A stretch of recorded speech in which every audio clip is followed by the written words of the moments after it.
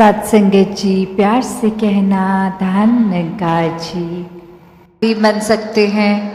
तो कैसे एक सुकून को हर समय चाहिए, तो संतों ने यही समझाया कि इस परमात्मा, इस निराकार, इस अविनाशी के साथ जुड़ना है, क्योंकि ये हमेशा से कायम दायम है और रहेगा। इसके साथ कोई बदलाव होगा नहीं। ये बिल्कुल हूबहू जैसा है वैसा ही है, वैसा ही था वैसा ही रहेगा।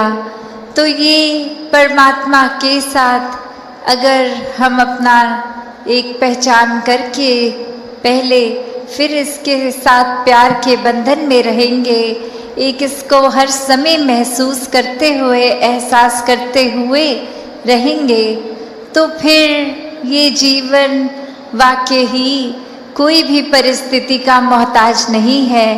फिर तो हर समय ये आनंद, ये सुकून ही जीवन में है, ये शांति, ये कामनेस, ये ब्लिस, हर समय एक यही एहसास। फिर चाहे तन स्वस्थ हो या अस्वस्थ, एक ये सुकून मन का वैसा ही कायम दायम रहेगा। तो ऐसा जीवन संतों ने समझाया है कि ऐसा जीवन जीना एक पॉसिबल है। हर एक के लिए ऐसा जीवन जीना एक मुनासिब है। तो कैसे इसको जिए? तो बात वही कि परमात्मा से जुड़ के हर समय के सुकून में रहें। और अब अगर आगे सोचें कि ये ब्रह्म ज्ञान भी जीवन में आ गया, एक निराकार के एहसास में भी रहने लगे, सेवा सुमिरन सत्संग भी करने लगे, पर एक मन का बदलाव अगर नहीं है तो फिर ये ज्ञान भी मन में नहीं टिकता। और मन से जुड़ी हुई जो पहली चीज़ आती है वो अहंकार तजना, वो एक समर्पित भाव, मन को एक अपने होने के इस एहसास से हटना होगा और इस परमात्मा के लिए हमेशा अर्पित रहना है, एक सेवा में अर्पित रहना है। तो ये सुकून यहाँ समर्पित होने के बाद जो मिलता है, तो कैसे समर्पण के साथ सुकून। तो अपने जीवन में जहाँ हम समर्पण की बात करते हैं, तो ये समर्पण कैसा समर्पण है?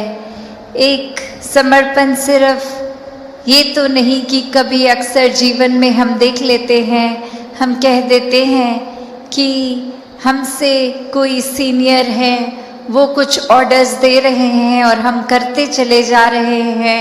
अक्सर किसी ना किसी प्रोफेशन में देखा है, ऑफिसेज में या किसी भी सर्विस में, तो एक सीनियर का ऑर्डर मान लेना या फिर कोई अथॉरिटेटिव पर्सन, कोई टीचर, कोई और इस तरह से जो हम पे कोई बात करते हैं और वो मान लेना, वो अक्सर ये रूप उसका समर्पण का नहीं बन पाता, क्योंकि ये रूप तो वो डर से है कि वो जो कह रहे हैं वो करना ही होगा, वरना नौकरी से निकाल दिए जाएंगे, वरना फिर कोई और इस बात की रेपरकशन हो सकती है। तो एक वो बात मानना वो हर प्रोफेशन में हो जाता है, पर मन वहाँ समर्पित नहीं होता। वो किसी भय के कारण या किसी और अन्य कारण से समर्पण होता है। तो यहाँ समर्पण होना मतलब एक दिल में प्रेम को रखते हुए प्रेम से समर्पित होना, ये प्यार से अपने आप को खोकर सिर्फ इस परमात्मा का होकर, ये समर्पित भाव मन का अगर इस तरह का समर्पण है तो वो मुबारक समर्पण है। तो कैसे एक अक्सर बात ये होती है कि हमने समर्पण अगर कर दिया तो ये जो इतने सालों में अक्सर अगर हम सोच के भी देखें कि छोटी उम्र से ही पढ़ते लिखते एक डिग्रियां मिल गई, एक हमें कोई और उपाधि मिल गई, तो ये कमाने के लिए चाहे कितने वर्ष लग गए, पर जब समर्पण की बात आती है, अहंकार को तजने की, अहंकार गंवाने की, तो उसमें उतने ही साल नहीं लगते। ये तो एक पल में ही समर्पण हो जाता है। जैसे ही ये मन समझ लेता है कि ये शरीर मैं नहीं हूँ, ये आत्मा का असली रूप परमात्मा है और शरीर ने तो अपनी यात्रा कुछ सालों में करके इसका एक विनाश हो जाना है, तो कैसे ये समर्पित जीवन जिया जाए जब तक जीवन है। तो बात वही एक कहानी के साथ तास अपनी रखना चाहेगी कि एक बार एक गुरु के पास शिष्य आता है जो काफ़ी सालों के बाद, और आते ही अपने गुरु के आगे 1000 सोने की गिनियाँ दे देता है और ये कहता है कि इतने वर्ष मैंने काम काज किया और बात मन में यही आती रही कि आपके सामने आशीर्वाद लेंगे जब 1000 गिनियाँ पूरी हो जाएंगी, और आज ये बोरी भर के आपके पास ये समर्पित करने के लिए आए हैं और आप इसको कबूल कीजिए।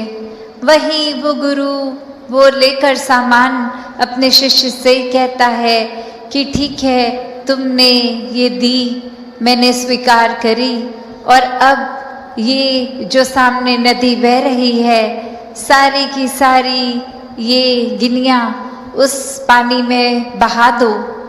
और अब वो शिष्य के मन में सवाल कि क्या ये एक क्या ही बात हुई, इतनी मेहनत जो करी कि गुरु को देंगे और अब वो दे भी दिया, तो उसके बाद वो इसको अपने पास नहीं रख रहे हैं, वो इसको नदी में बहाने को कह रहे हैं। तो वही वो सवाल कि क्या फिर वो समर्पण था कि अगर एक क्या होगा अब उस वस्तु का, जिस तरह हम देना चाह रहे थे वो उस तरह अपनाई नहीं गई, उसको साथ तो कुछ और ही करने को कह दिया।